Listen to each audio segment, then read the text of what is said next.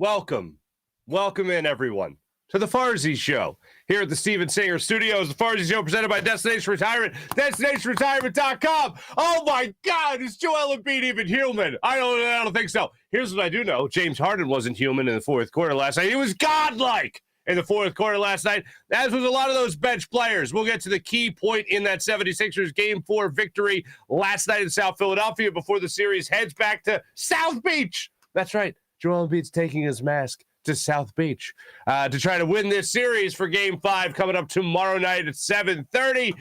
The Phillies are they're just not good. They'll tease you. Like, maybe they'll win a series against the Mets, and then they're like, no, we're good. We don't need to win a series against the Mets. It needs to do that.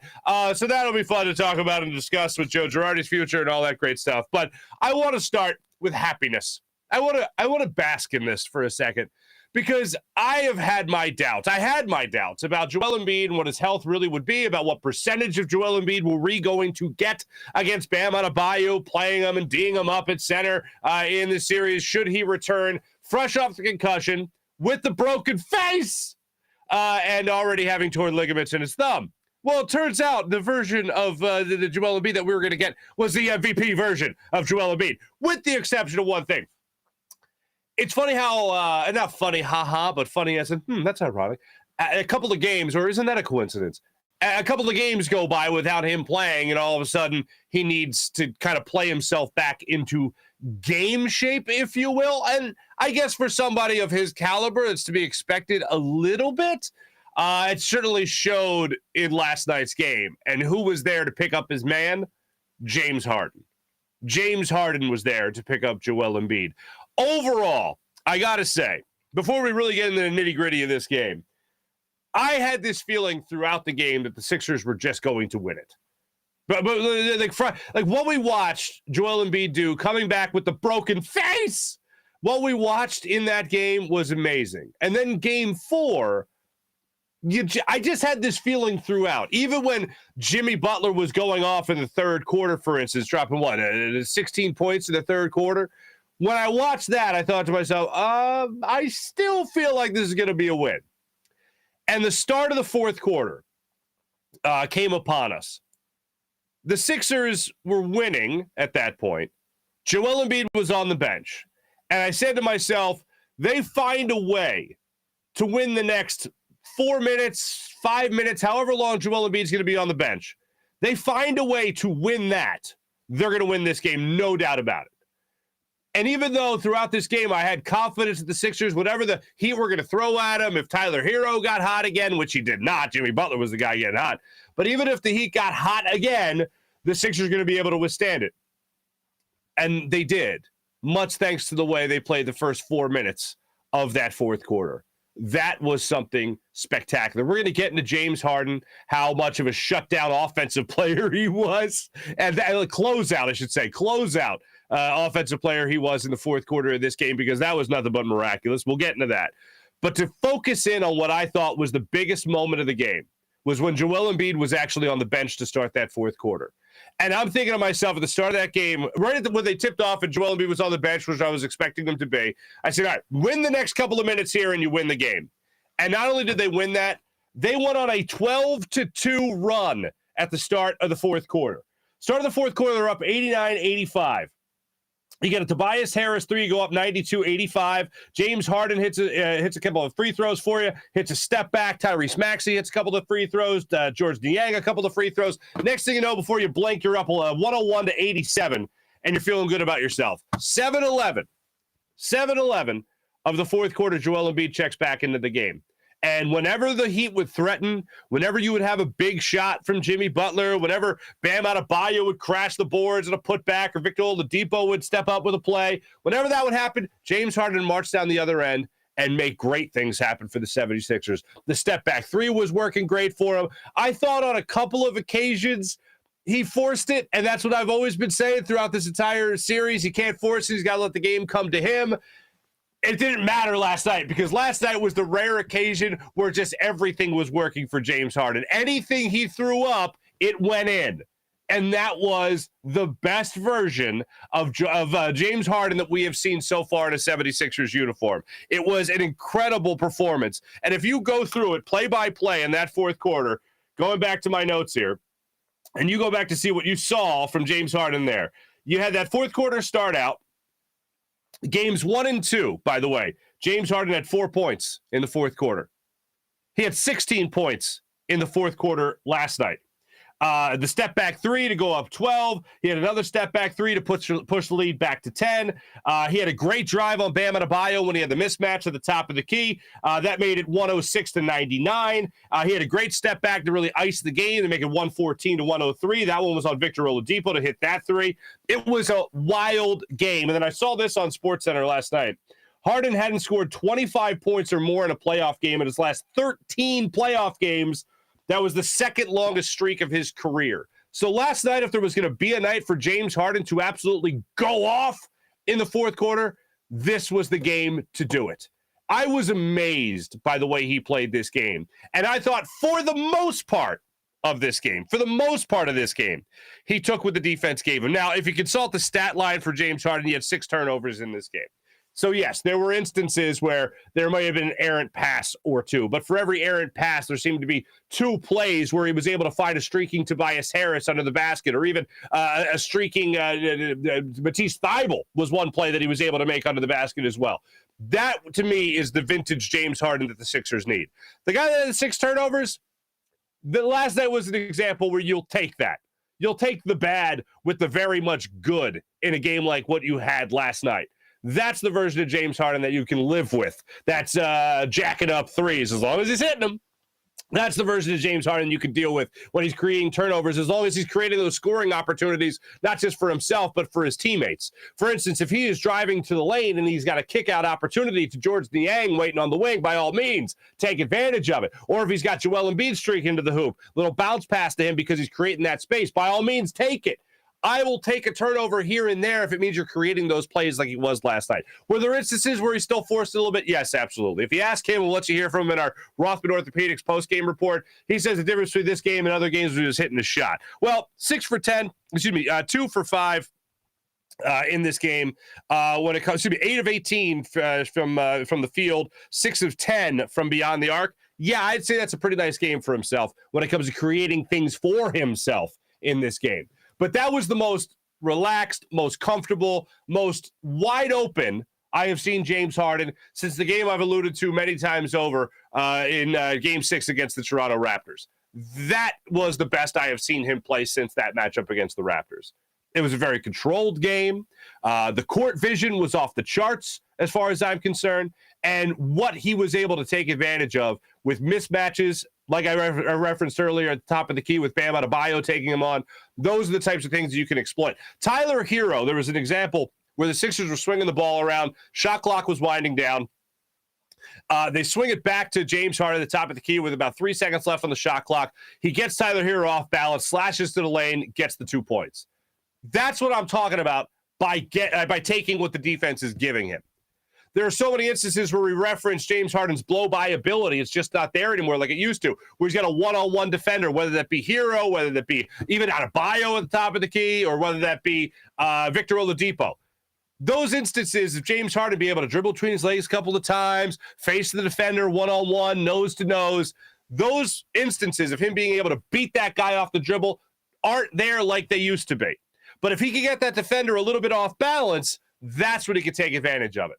Those are better instances for him to hit that step-back 3, like he was able to do with great consistency last night, especially in that fourth quarter, where he will separate himself again as an elite scorer in the league. And that's what you saw come to play to perfection in last night's fourth quarter. They needed somebody to step up. You could tell watching Joel Embiid, he was starting to leak oil. He was starting to leak gas. He was running on empty, running on fumes. And he had Tobias Harris and most notably James Harden step up in that fourth quarter so the Sixers could solidify the 2-2 series tie heading back to Miami. Another little number I saw on the old SportsCenter last night. Our friend Max McGee was at the anchor desk, by the way. Temple Zone, Cherry Hill Zone, Max McGee at the anchor desk. 82.4% of the time. A series is tied. The Game 5 winner goes on to win the series. Not too shabby. Something else that stuck out to me last night was when you needed Tyrese Maxey, he was there. Was it a big night for him scoring-wise? No, he had 18 points, so not a terrible night. But he had 1 turnover last night. And I thought Tyrese Maxey played a very controlled game as well. When you have James Harden cooking, when you have Joel Embiid getting it done like he was in the early goings of this game, there were so many opportunities for Joel Embiid just to get he was being fronted a lot of times in that first quarter, and it was just feed him in the low post, 2 points. That was simple as that. Feed him in the low post, 2 points and one. Go to the line, hit the free throw. It was great to watch that. But when those guys weren't getting it done, Tyrese Maxey was there to hit a shot from the outside. He was there for a drive. He was there for a three.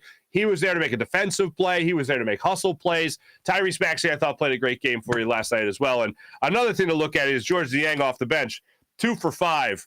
So he hit a couple of threes for you in this game, a couple of them huge for you. But the biggest number in this series, it's funny how I think a lot of these people will talk about, a lot of these players will talk about just making shots. We talked about after game 2, James Harden, we just got to make shots. We just got to make shots. I was on PHL 17 over the weekend with my buddy Jason Lee. He had me on his sports show, and he asked me about the biggest difference is just about making shots. If you're a Sixer, you have to believe that coming home is going to lead to you making shots. Well, go figure. I got the numbers for you right here when it comes to three-point percentage, both for the Miami Heat and the Philadelphia 76ers. They are almost perfectly flip-flopped between how the Heat shot at home and how the Sixers shot at home. No better example than games 2 and 3. Game 2, Miami at home, they shot 48% at home. The Sixers shot 26% on the road in that game 2. Flip it around to game 3, at home for the Sixers. Sixers shoot 48%. Miami shoots just 23%. And that's pretty much the theme of this series. The Sixers still have the worst shooting performance from beyond the arc in this series at 16% in in game 1. And then in game 4, the Miami Heat shot 20% from beyond the arc last night. So a lot of this is being dictated about who's making their threes and who isn't making their threes. Kind of sounds like the modern NBA, but it's to see it this drastic is unreal.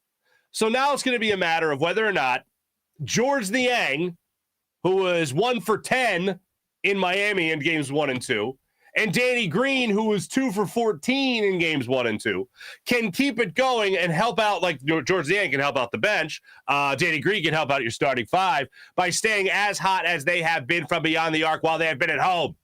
Take it on the road with you, fellas. By the way, I'm still fighting this cold. Feeling strong, though. Feeling stronger as the time goes on, let me tell you. But if they can continue what they have been able to do at home, if this is a new rhythm they've established, if they have found their rhythm, if they have found their chemistry, if they have found their stroke from three-point line, then they're going to win this game 5 tomorrow night. And then we can all rejoice at the idea of clinching a 6-game series, clinching a 7-game series in 6 games at home against the Miami Heat in just a couple of days' time. That's what I'm going to be looking forward to. If they're going to be able to do that, if they are going to do that, you're going to have to rely on exactly what you have seen in the last 2 games. Joel Embiid continuously playing himself back into game shape. Not that he looks wildly winded or anything like that. He still gave you 38 minutes last night.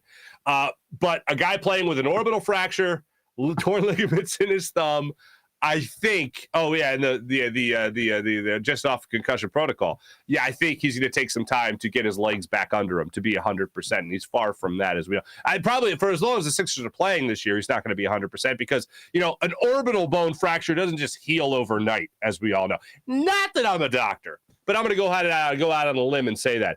But if the Sixers can continue this pace and shoot even somewhat better. Not as great as they have at home, but just somewhat better. You give me 35%, something more of the league average. You don't got to shoot nearly 50% from beyond the arc like you have in the last 2 games. By the way, that's what they have done, 48.5%. Each of the last 2 games for the Sixers at home is what they've shot from beyond the arc. You don't even shoot 35%. Here's what you can avoid. 16.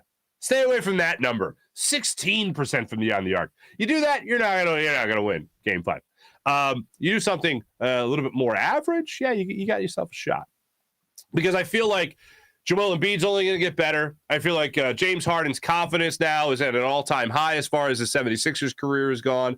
I feel like Tobias Harris, despite the throat punch he took last night, he's playing with a lot of confidence right now, and Tyrese Maxey is just brimming with confidence. So as far as this team goes, chemistry-wise, performance-wise, you could not have had a better 2 games at home than what you have had in these last 2 games. Now I just want to shower some praise on Joel Embiid. I said after game 3, you watch the first 2 games, and then you watch just game 3, and it's like the Sixers were missing something in games 1 and 2, and it has nothing to do with 3-point percentage. It's got nothing to do with any number you could throw out there. It has everything to do with feeling like you got the big kid on the block on your squad. It's like you got the big kid at the recess grounds fighting your fight. And when that kid's not in school, you don't feel so good about going up against that bully. But when that kid is in school and he knows he's got your back, you can play with a hell of a lot more confidence. That was Joel Embiid.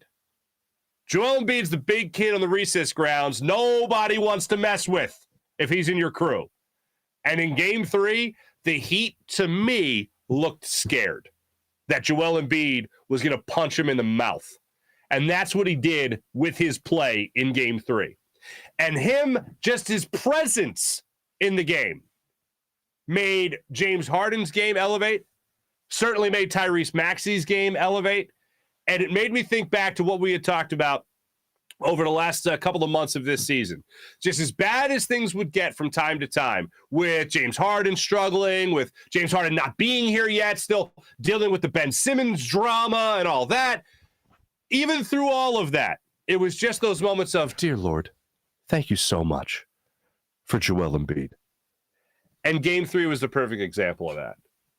The perfect example of what made all this to this point worth it. The highest point you could be at through the process is watching Joel Embiid play basketball.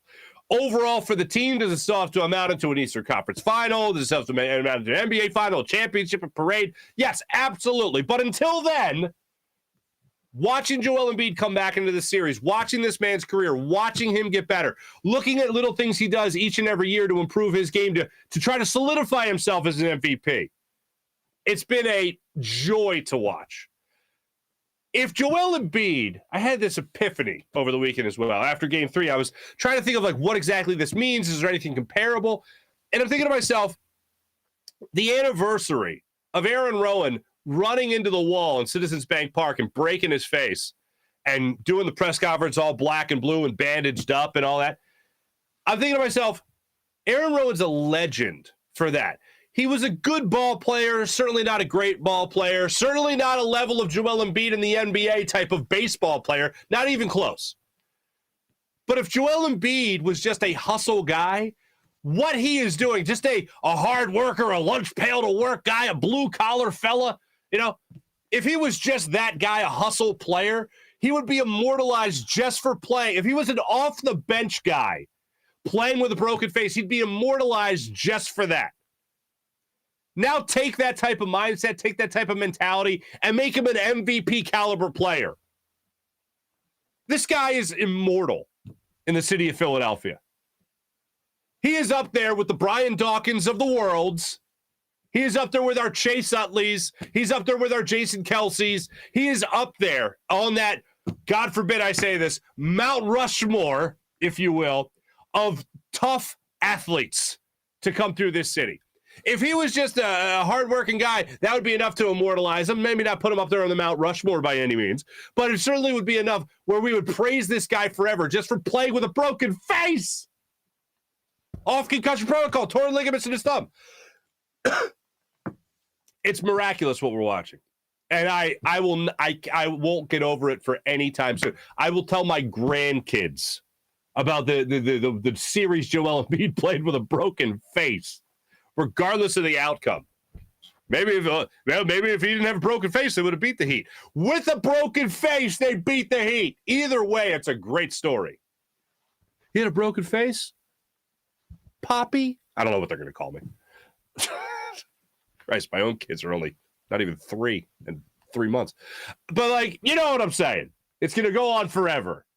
And I was trying to think, to take it to the next level, is there ever more of a 2-game turnaround than what we have seen in the last 2 games from a Philadelphia sports team? Because the team I watched in Miami and the team I watch now, yeah, it was obvious they were missing an MVP candidate in Joel Embiid.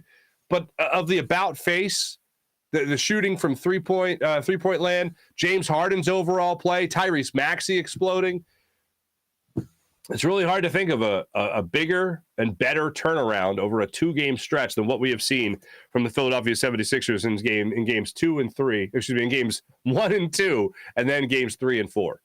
It's just bonkers, if you ask me. Before we get to our Rothman Orthopedics, and we'll see how it all comes to a head tomorrow night, 7:30 in Miami.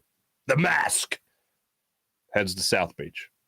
Let me tell you right now, before we get to our Rothman Orthopedics locker room report, let me tell you about my man Mike Seibert at Destination Retirement. Mike Seibert is a retirement income certified professional at Destination Retirement LLC and a partner of 1847 Financial. He's an advisor for Eagles, Sixers, and Phillies fans only, and maybe next year the Flyers too. When it comes to long-term savings, why are you giving up the current enjoyment of your income? The answer is to have an income stream in retirement. It only really makes sense to understand how retirement income streams work so that you can have direct savings in ways that give you the highest income when you retire. Think of it like climbing a mountain. Is the objective to get to the top of the mountain, or is the objective to get back down the mountain safely? Going up the mountain is your accumulation phase. Going down the mountain is your distribution phase. These are the different phases of your financial life, and each should be addressed separately. This month, let's talk about college planning. We all know that college is expensive, but have you ever thought about an efficient and effective way it can help your retirement? Let Mike show you an efficient way to help you pay for your kids' college education while still retiring on your own terms. Step number 1, avoid starting your growth cycle over by depleting accounts like 529s for big expenses like college. You don't want to lose your position on your growth cycle and have to start over. You can't get that time back. Instead, set yourself up with the ability to use vehicles that can take money out of without starting your growth cycle over again. Find out how your annual retirement savings can help your college savings. Now your college savings can help your annual retirement savings. Mike will set up your own portal and retirement analyzer, then use the software to help you navigate through the different phases of your financial life. For questions or to set up a meeting with Mike, you can email him at gobirds@1847financial.com or call his office at 484-275-6035. That's 484-275-6035. You can also visit his website at destinationretirement.com. And as always, go Birds and play the song. Let me tell you about Steven Singer. Hopefully you got that beautiful creamsicle rose for Mom on Mother's Day. Hope all you mothers enjoyed it. It's a beautiful thing. My mom, she loved it. My wife loves it. Creamsicle rose. All those roses start at just $59 at IHateStevenSinger.com. But if you're looking to get engaged, if you're looking for that perfect gift for someone's special day, their birthday maybe you have an anniversary coming up, hit up IHateStevenSinger.com. That's IHateStevenSinger.com. Or head in to the other corner of 8th and Walden and check out Steven Singer's store. Steven will absolutely take care of you right now, and he's doing it with everybody with the perfect price, as he does each and every day. The perfect price at Steven Singer Jewelers. You don't have to worry about whether or not the person next to you is paying more or less than you, because they're getting what you're getting, the perfect price. Other jewelers, they like to mark things way up just to mark it down a couple of bucks in front of you, make you feel like you won something. But Steven, you've already won just by walking in the door, because you're getting great quality diamonds at the perfect price. Steven Singer Jewelers, one place, one price, the perfect price every single day. IHateStevenSinger.com. Without further ado, ladies and gentlemen, let's give you our Rothman Orthopedics post-game report. We'll hear from Doc Rivers. We'll hear from Joel Embiid. We'll kind of hear from Tobias Harris. And then we'll also hear from James Harden as well. But let's start it off with the coach. Your boy, Duck Rivers, as people like to say. Although last night it really wasn't ducking too much. But here's Coach Rivers on James Harden's 31-point performance last night with the Sixers. I mean, listen, it's the playoffs, and it's like I said the other day, we're all so emotional. One game, and then the next game. So it's just James being James. He played great. We loved. I said it before the game. I felt like he was going to have a big game tonight. And I didn't know 31 points. I didn't know all the other stuff, but you can just sense it. And again, the points are great, but if he has 20 points and 14, either way he does it, they're all points for us, and we're good with that. I'm fine with that as well. I've talked a lot before. I would love to have, and I know Chris Paul fouled out of his game last night, but I'd love to have more of a Chris Paul mindset with our boy James Harden in terms of setting up more than trying to do it on his own. And now with Joel Embiid back, he obviously doesn't have to do it on his own. And he's a much better player with Joel Embiid on the floor. They create that spacing for one another. It's great. But I would take that type of facilitating role from James Harden for a guy that would settle for more three-point step back threes. I would love to have that more. I'd love to have the guy that's having the 10 to 15 assist type of game. But if he's going to get hot and start hitting those shots from beyond the arc, then yeah, go off, man. I don't have a problem with that. The only problem I have is 6 turnovers. That's it. And nobody's going to go like 6 turnovers. That's fine. But if he is giving you what he's giving you offensively, and part of that is because he's forcing a couple of issues, I'm fine with it. Like, it's not great. It's not, it means nothing. It certainly doesn't mean nothing. It means something. But if he's having that type of offensive output, if he's leading the charge in the fourth quarter the way he was not, for instance, in game 2 of this series, well, then, yeah, if he's going to be a closer for you, especially with your top dog on the bench, then, yeah, have at it, man. And I love Doc Rivers just going off right there. It's James Harden's going to be James Harden, and he was due for this kind of night, and I was expecting it. Not 31 points, but I was expecting it. Yeah, man, sometimes he's going to eat. And this was his best game, his most clutch game since joining the 76ers. And after that third quarter where Jimmy Butler absolutely went off, and he later, dropped in 40 points last night, you were worried that maybe he was going to catch fire in the fourth quarter as well and lead the Heat back to the lead. Wasn't the case. And it wasn't the case for 2 reasons. One, that entire team stepped up in the fourth quarter, especially those first 4 minutes that I talked about earlier with Joel Embiid being on the bench. But most notably, James Harden stepping up with 16 points in the frame. That's why they closed this game out. A couple other guys hit some big threes for you as well. George Niang had a huge 3 for you. Tyrese Maxey had a great driving layup. Guys were creating. And it all started with the way James Harden was able to play in this game, which was just unbelievable. Doc Rivers didn't start there. Now, he was asked about carrying this momentum. Like, how are they going to keep this going in Miami? And I thought this is, of all the things we've ripped Doc Rivers for, things he said in the press conference, I think this is one of the things I got to applaud him for, because it's a very basic thing when it comes to how they're going to carry this into Miami. Here's Doc Rivers after the game. Coach, how do you take this now and carry it with you to Miami? Well, Joel's going to be on the play. That's true. Well, like in terms of being able to shoot the ball. I mean, I'm just saying. But, yeah, the shooting is going to be key. It's long been said that the role players shoot better at home, right? And, you can make a case, both teams. They're looking at their threes that they didn't make tonight, and they had some looks. It almost feels like I felt after the 2 games in Miami. So game 5 is going to be a lot of fun. It's going to be a lot of fun. But I absolutely love, well, Joel's going to be on the plane. Yeah, that's your difference maker right there. That's all the difference in the world right there. Joel is going to be on the plane this time. He's not going to be back here in Philadelphia, wondering whether or not he's going to be able to play in this series. He's going to be playing. Joel Embiid, after the game, I thought had the best thing to say. It was great what Doc had to say, and I think he summed it up rather well. But Joel Embiid, this is the mindset you always want your athletes to have, no matter what. No matter how good, no matter how well they just played, you always want them to believe you ain't seen nothing yet. And here's how Joel Embiid talked about what they got going on going forward in this series. We tied the series, but I don't think we've played our best basketball. Tonight we had, way too many turnovers. I think 16. We missed a bunch of wide open shots. We had a couple possessions offensively that didn't go our way, and then defensively, at times, especially at the end of that third quarter, we went, together. So we got a lot of adjustments and a lot of room to grow. So we got to learn from it.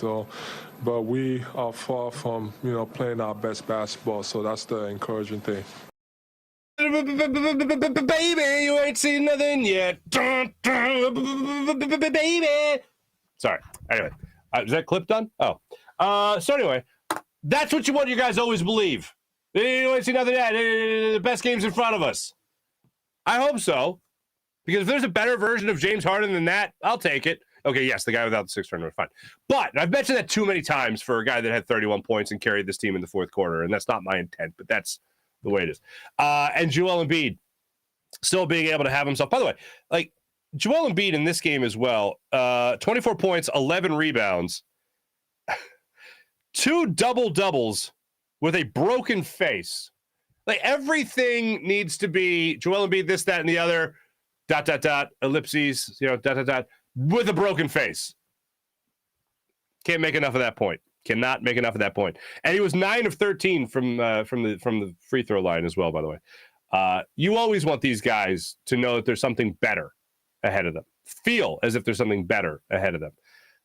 Here's the biggest difference you can make, aside of, an MVP playing for you in Joel Embiid. But the biggest difference you can take and try to make in this game, in this series, is how you're going to shoot on the road. And now that Joel Embiid is back, you hope that that is all the difference they need. And it's a pretty big difference. So you can have confidence in his return, that his return will lead to better three-point opportunities for the Sixers team. They got open looks in Miami in games 1 and 2, and they did not connect. I'll say it again. They shot 16% from beyond the arc in game 1. That's bad. A lot of those shots, they were wide open threes that were clank off the rim. Joel Embiid's presence should give him even better opportunities and more often. Have those better opportunities more often from beyond the arc. Let's hope that that's the impact. And if those shots aren't falling, guess what? You might have a guy in the low post named Joel Embiid to finish off some points for you. Finish off some plays, that is. And that's what I look forward to seeing. But it's going to be a matter of George Niang. It's going to be a matter of Danny Green hitting his shots from downtown. He was 3 for 4 last night. And he's been a totally different guy since returning to South Philadelphia. He's been a totally different guy. No better example than the 21 points he dropped in the game 3 on Friday night. It really is incredible. Continue with our post-game report. You heard from Joel Embiid. You heard from Doc Rivers. Now let's hear from the man of the hour, James Harden. Here he is being asked about what was the difference in his game between games 1 and 2 and then 3 and 4. How do you kind of describe what you did tonight? Just took what the defense gave me. Same shots, just made some. Nothing really changed, man. I made some shots. That's obviously that's a game changer, but just being aggressive and that fourth quarter, I think that group that started the fourth quarter did a really good job of pushing the lead up and doing what we're supposed to do. I think James Harden watches the show. I think James Harden listens to the podcast. He just took what the defense gave him. Great idea. More of that, please. Scoozy. This team plays the way they play. Look, it goes without saying. They play with the way they played in the fourth quarter. They're not losing anytime soon. But I don't expect 16-point performances from James Harden every fourth quarter the Sixers team plays from here on out. That'd be nice. I just don't think it happens. I think that's a safe bet to say it's not going to happen. I referenced earlier, this was the longest streak he had gone between 25-point games in the playoffs, second longest in his career. So, yes, these aren't the games I'm betting on. These are the games I'm rooting for. But you get James Harden on the floor with Joel Embiid, and you have them take on this Miami Heat team that's playing it with a banged-up Kyle Lowry, a Bam Adebayo that seems like he can't get out of his own way, that's absolutely being owned by Joel Embiid. And I did have concern because Bam Adebayo is a 10 times better center than anything Toronto could throw at him, and a much more physical center than anything Toronto could throw at him. And he's going to be playing against a guy that torn ligaments in his thumb, forget that, the broken face and the concussion protocol. Yeah, I thought Bam Adebayo would be playing better defense than Joel Embiid. Joel Embiid had 5 different defenders on him in that first quarter, and he scored on every one of them. So I don't think Miami's got an answer. Even with an all-star center, a physical center like Bam Adebayo, a very athletic center like Bam Adebayo, yeah, they don't got an answer. So go ahead. If you shoot 16% from beyond the arc again like you did in game 1, you're going to still have a much better chance to win this game because of what Joel Embiid will be able to create for you in the low post. And the other thing, Joel Embiid's shot has been way off from beyond the arc. Foul shooting wise, I mentioned the 9 of 13 last night. That's pretty damn good for most players. That's not pretty damn good for Joel Embiid. It seems like definitely between the thumb, the head not being in the right place physically, not mentally, but physically, because he's trying to clear the cobweb still. And I won't mention again. I won't say broken face. I just said it. Damn. Fracture in his face. He's far from 100%, as we know, and he said it after the game as well, far from 100%. But him down low in the paint, there's no answer for him, even with all the ailments that we've rattled off. If you're a Monty Python fan, he's the Black Knight is what he is. It's merely a flesh wound. Whatever. And he keeps on going. He's not quitting. There's no quitting this guy. Love what I'm seeing from Joel Embiid.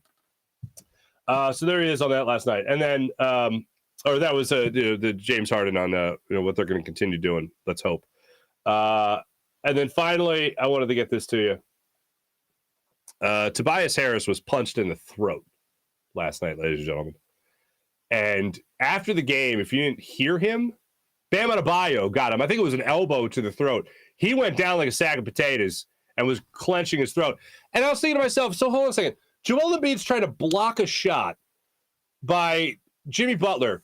And on the follow-through, he hits him in the face. He gets a flagrant one. So no intent, but like a vicious act, right?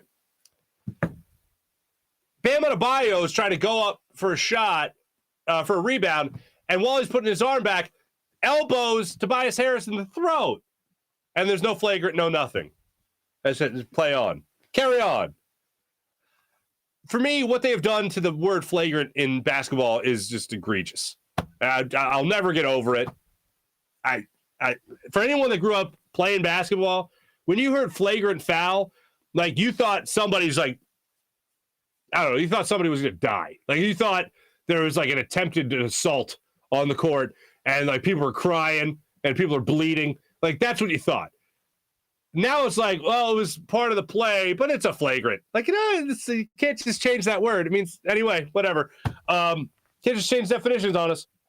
But they did, and we just kind of have to get used to it. We don't have to like it. We've got to get used to it. But Tobias Harris still took to the podium after the game. And here's Toby when he was asked about his throat punch and what this Sixers team did last night. Are you okay?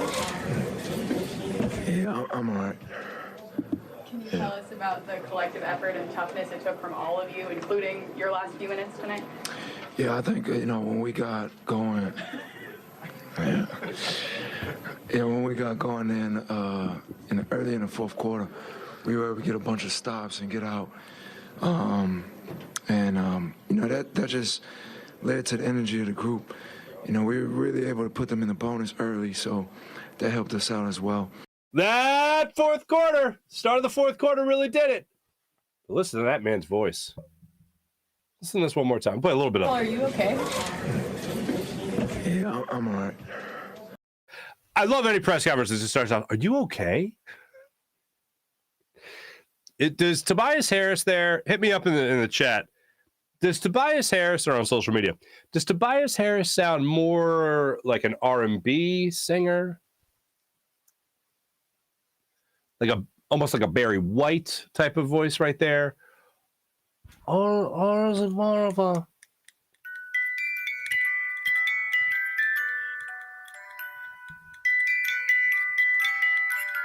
Yeah, we'll be all right. We'll go to Miami. Yeah. And Joel Embiid is going to be on the plane. He had a little Godfather in him. I heard a little Brando in there. Heard a little Brando. Well, Tobias Harris, when it comes to fourth quarters, he's making the Heat an offer they can't refuse. That's how great that guy's playing in the fourth quarter of these games. Need more of it. That's what you call a selfish segment, just so I could do the Brando. That's a selfish segment. But in all seriousness, I wanted you to hear Tobias Harris after the game because he got throat punched and there was nothing called on the play. Damn officials. Let me tell you guys about the amazing people at Rothman Orthopedics. That was our Rothman Orthopedics post-game report. Hey, remember the old you? The one that didn't have to put up with a fickle knee, a finicky hip, or a shoulder that no longer does what a shoulder should do? The Rothman approach to orthopedics is here to get you back to being you. Back to running, back to walking, back to playing, back to working, back to living your life the way you want. With same-day appointments available, you can start today at RothmanOrtho.com. That's RothmanOrtho.com. Rothman Orthopedics, the official orthopedic partner of your Phillies, Eagles, and Sixers. That's RothmanOrtho.com. Ho-ho! I'm getting some good feedback from you guys. Getting some good feedback. Freestone Farm CBD. FreestoneFarmCBD.com. Check it out for yourself. This is the good stuff, okay? I'm sure you've tried a lot of other brands, but honestly, Freestone Farm CBD is amazing. great after working out, great to help you fall asleep at night. It's great post-workout as well, make you feel better. Oh, what's even more exciting, our friends at Freestone Farms just unveiled an all-new strain menu with some supremely good CBD at prices you'll love. Check out FreestoneFarmCBD.com. You'll find it all right there. The menu is something you'll absolutely have to check out with strains like their insane tropical Bayox that clocks in at a chart-topping 24.1% and a super CBD, which is also half Hindu Kush and 21%. The genetics, these guys, they just don't. They outdo themselves every single time. They grow their premium hemp flower in the Garden State with all organic inputs and IPM. There's absolutely nothing synthetic from this jar. After harvest, they carefully preserve all the plant compounds with a perfect 3-month cure. Just one look or smell is enough to know that this CBD is done right and that this product is great for anyone looking to take a natural approach to everything we put in our bodies. Oh, and how about this? You want 20% off? I'm sorry. Do you want 20% off? Do you want 20% off the best CBD you'll ever have in your life? Oh, man.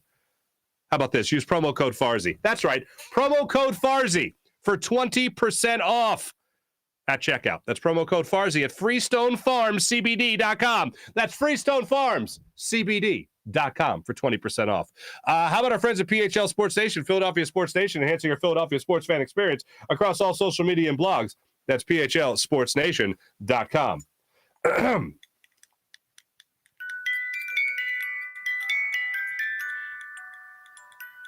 And now, let's get to the chat check. Selfish. That's selfish of me. Just selfish of me. Selfish. Mullet, what's going on? Welcome to the chat check. Kevin, what's going on, man? Nice to see you. Mullet, hello again.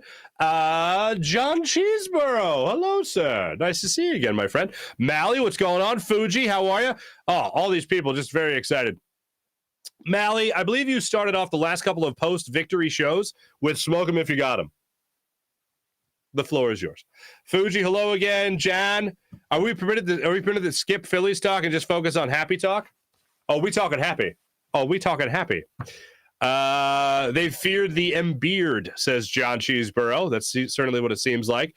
Dan, Harden back from the dead. Phillies are completely lifeless. Have you seen Joe Girardi after these games? Not to go off on a Phillies tangent too much, but I've been working on this impression. And for the people on the podcast, I apologize. This is a non-verbal, non-audio, so I'll try to do perfect play-by-play. Here's my impression of the Phillies going to bed at night. For the people on the podcast, I just looked under my chair, as if to be a member of the Phillies looking under their bed for Pete Alonso, because they are terrified of Pete Alonso. Thank you. 2 home runs against the Phillies yesterday in game 2 of that series. They win game one, which is game 2 of the series.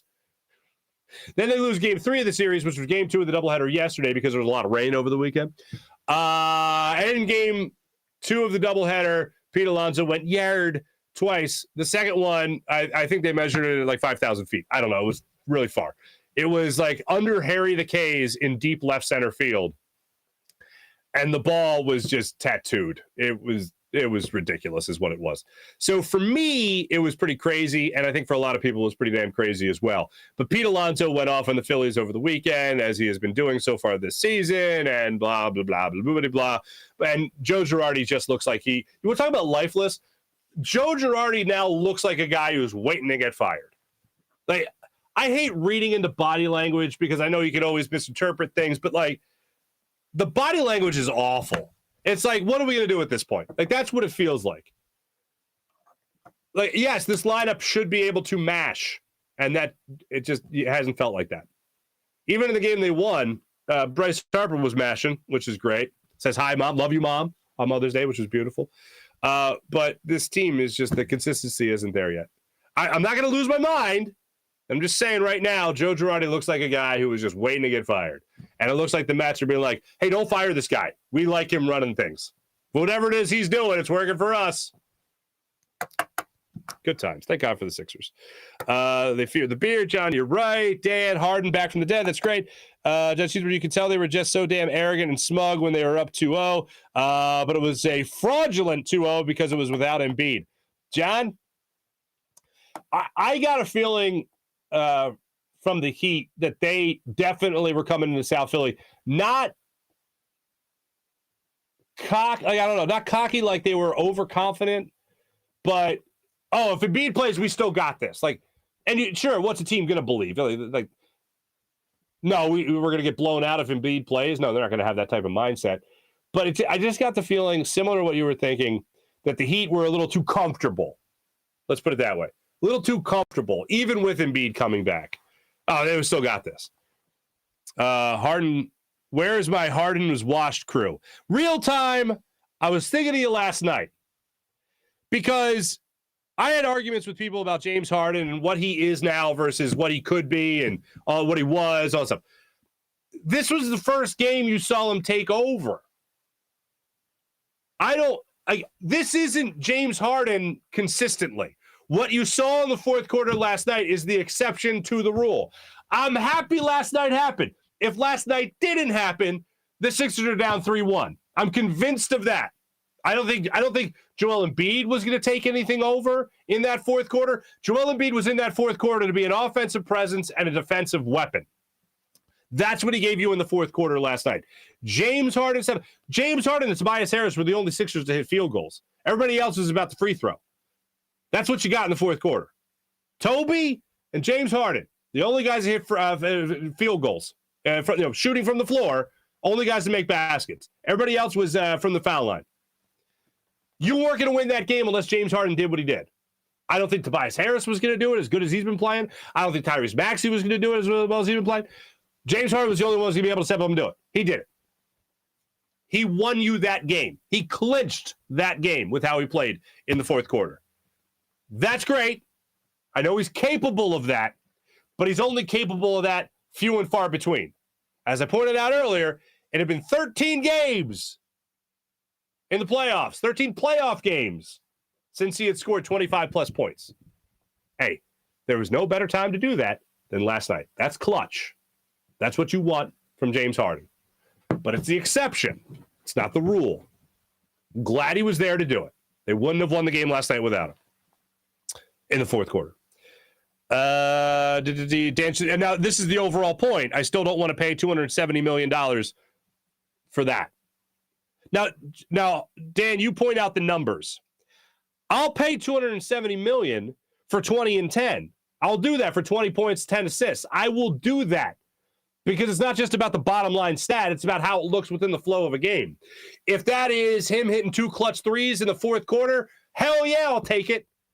Like 20 and 10 for a guy like Chris Paul. I love what he does. He's great. And I know he fouled out of his game, like I mentioned earlier. But that, again, him fouling out that early is an exception to the rule for him. But I won't pay $270 for that for Chris Paul.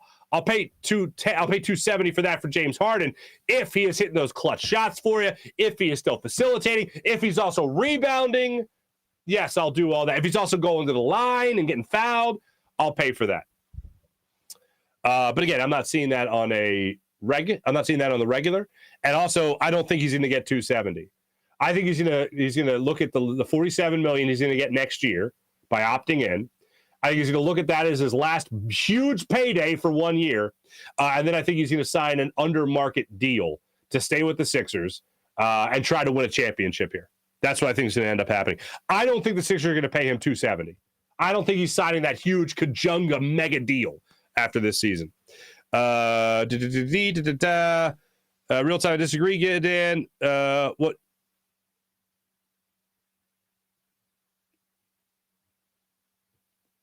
Okay, I got you real time. He disagrees with Dan and I, saying it's like, what do y'all want? He can't shoot 30 times a game anymore. Not on this team. Other guys need shots, and he can take over when he wants. Win-win. See, that's the thing. He can't take over when he wants anymore. Last night, now is the time, obviously, for that argument because he did it last night. But what about the previous 13 playoff games he had played in? He's not a takeover guy on the regular anymore. That's what 270 is. You're taking over on the reg. He ain't that guy anymore. He's an occasional takeover. Like, well, it's every 13 games. He'll take over. Last night was the exception. It wasn't the rule. Yeah, real time. Chris Paul, and that's not even the 8.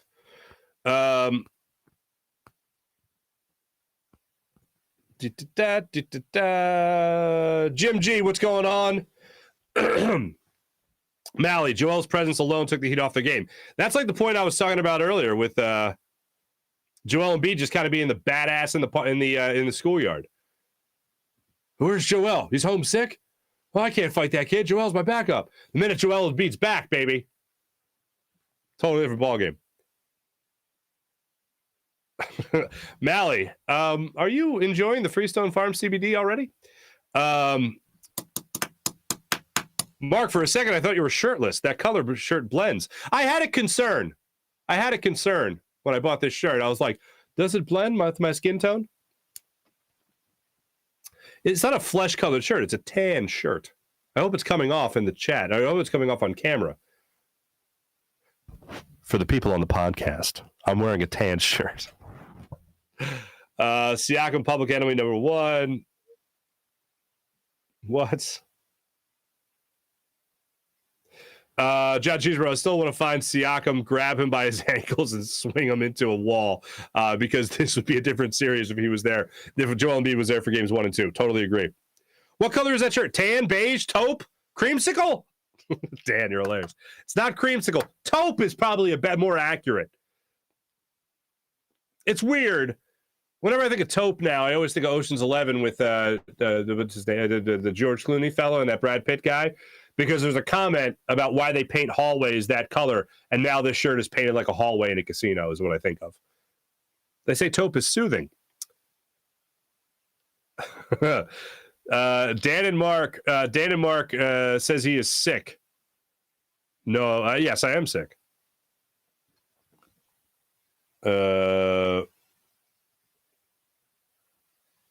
April, what's going on, April? Good morning and happy belated Mother's Day to you. See, wait, Mark Farzetta is a 5 points, 5 fouls point guard, or are you saying that about Chris Paul? Because I don't foul, man. When I foul hard. That's why I don't foul often, because I care about the well-being of other people. And yes, I had 5 points in that charity game I played in a couple of weeks ago because I drained my first 3, missed like the next 7, and then I hit a layup. And I was pretty proud of that layup because I pump faked the guy out of his shoes. Tell you what's what. Girardi looks like a wax statue. Girardi's got himself some Popeye forearms, man. Tell you that much. Jim Grasmeter, what's up, buddy? Last night's Harden is exactly what the Sixers thought they were getting. Yes, I would love to have that on the reg, like I've been saying. I just don't think you're going to get that very often.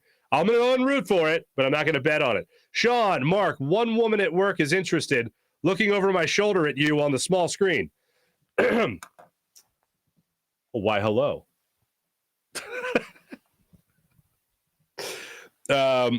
Is it because is it the shirt? Is it the shirt that makes me look shirtless? Real Time had to step out, but he's back now. What's up, Real Time? Mark is eating a big Buford burger with every shot Harden makes. I have not treated myself to fast food since that time months ago. I told you guys I had some fast food. I really could go for some. Like when you're sick and you're not eating, man. You know what I did after the show on Friday? I ordered and I rarely do this anymore, just a pizza shop pizza. Not like a specialty. I didn't like go on an app.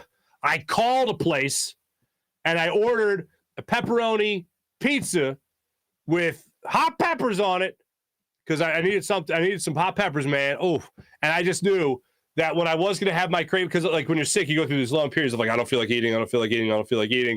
And then all of a sudden you're really hungry. And I just wanted to make sure I had a big, greasy, disgusting pizza in the fridge and a 20-piece hot wings. And that was Friday. It's gone. There's not a morsel of any of that left in my fridge. Not a speck. That's how it was a cure. And I feel a lot better now about life. tell you that much. But I could go for a Big Buford right now. Now that you got me thinking about it.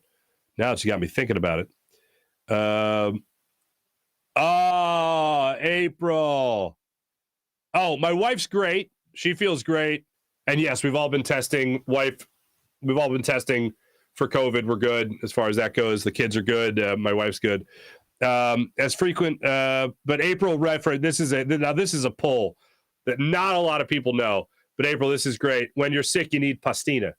Pastina, for those that don't know, it's like specks, and like a lot of it's starred pasta, like little tiny specks of star pasta, like it looks like little stars. For the people, a lot of times it's in a scarol soup, like wedding soup. It's like the little specks of pasta in that. But that was a cure-all. If you were a kid, a lot of times that's what like the first food you ate as a kid. If you grew up in an Italian family. But yeah, I tried to make it. My daughter loved it. I made it for her a couple of weeks ago. She loved it. But that's the perfect. Yeah, April, I see you're saying it right there. It's the perfect cure-all for everything. Sick, little pastina. A lot of pastina. That's all you need. My mom, on the Polish side of the family, you're sick, take a shower. You feel better. The Italian side, you're sick, have some pastina.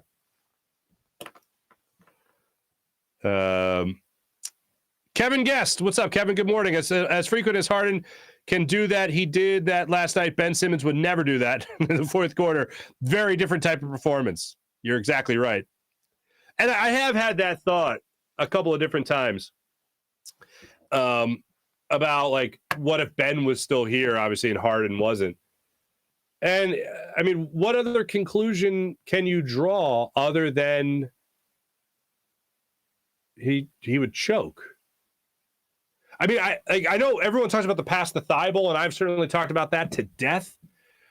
But, like, let's not also forget that this was a guy that scored 1 point in a playoff game against the Boston Celtics. Like, he hasn't vastly improved or extended his offensive game. Like, I'm not going back to that subject, the last thing I'll say on it. But, yeah, it has crossed my mind. And it's like, no, I'm still better off. It's like, still better off with James Harden because at least the possibility's there. That'll take over the game. Jim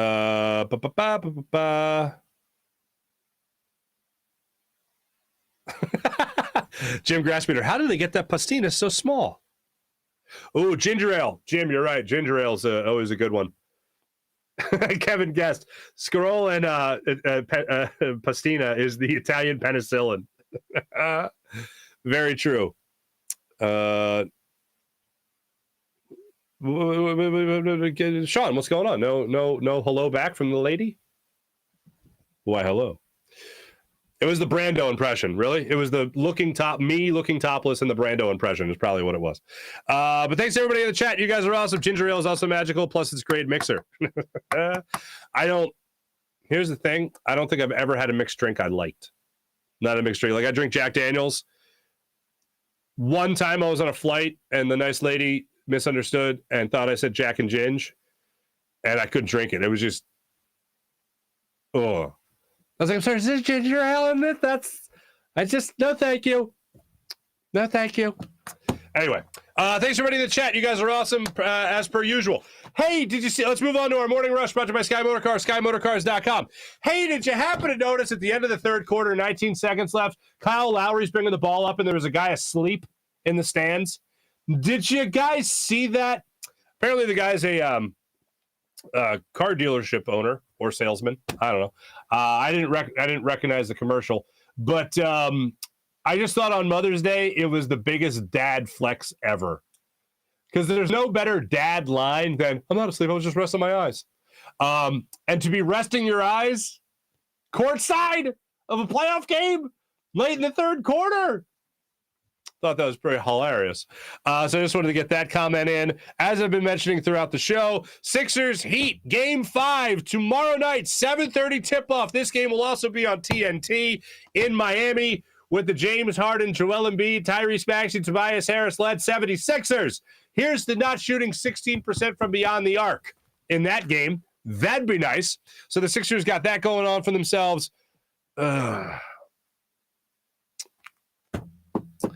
Phillies, after their doubleheader last night, splitting the doubleheader 3-2 and 6-1 with that loss, they now head to Seattle for a 9:40 start time tonight, as they'll begin a series with the Seattle Mariners. It's a 3-game set. Ranger Suarez gets the ball for the Phillies tonight as they start up that series. Phillies, bottom line, are just terrified of the New York Mets. Checking under their bed for Pete Alonso, and there's really not much the Phillies can do about it, unfortunately. Here's the good news for the Phillies. They don't have to face the Mets, till the end of the month. Was hoping it'd be a break. Not happening. They go to Citi Field May 27th, 28th, and 29th. So until then, maybe they'll get over their Pete Alonso fears. Thanks for watching. Thanks for listening. Jim Hyden produced the program, did a phenomenal job, as per usual. This is a Buzz Sports Entertainment production. My name is Mark Farzetta for the Farzy Show, presented by Destination Retirement, destinationretirement.com. And I come to you live every day. A new episode drops live 6 a.m. to 7 a.m. every day from the Steven Singer Studios. Have a great rest of your day, everybody. Let's go Sixers.